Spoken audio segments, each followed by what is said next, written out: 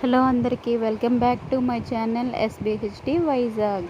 ఈరోజు రెసిపీ కాకరకాయలతో ఫ్రై చేసుకుందామండి. ఫస్ట్ కాకరకాయలని క్లీన్ చేసుకొని ఇలా ముక్కలుగా తీసుకోవాలండి. మధ్యలో ఉన్న ఈ పార్ట్ని అంతటిని తీసేసి పిక్కలు లాంటివి అవి తీసేసి ఇలా సర్కిల్స్ లాగా కట్ చేసుకోవాలండి. కట్ చేసుకున్న వాటన్నిటిని ఒక బౌల్లోకి తీసుకొని దానిలో ఉప్పు వేసుకొని కొంచెం వాటర్ కూడా యాడ్ చేసి ఈ కాకరకాయ ముక్కల్ని బాగా క్లీన్ చేసుకొని ఒక బౌల్లోకి తీసుకొని పెట్టుకోవాలండి.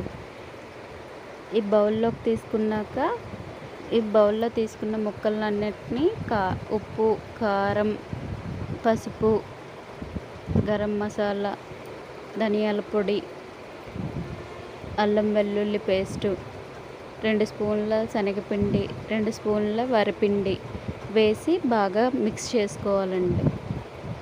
వేసుకున్న మసాలాలన్నీ కాకరకాయ ముక్కలకి బాగా మిక్స్ అయ్యేలా కలుపుకొని అందులోనే హాఫ్ లెమన్ జ్యూస్ కూడా వేసుకోవాలండి.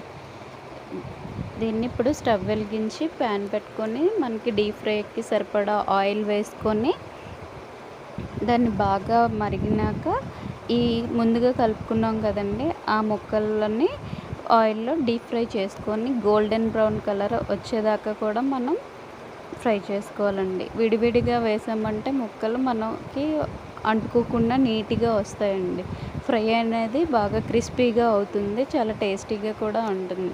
కలర్ మాత్రం పచ్చిగా ఉన్నప్పుడు తీసేయకూడదండి, కొంచెం కలర్ రావాలి, గోల్డెన్ కలర్ వచ్చేంతవరకు ఇలా వచ్చేంతవరకు మనం ఫ్రై చేసుకొని సర్వింగ్ బౌల్లోకి తీసుకోవడమే.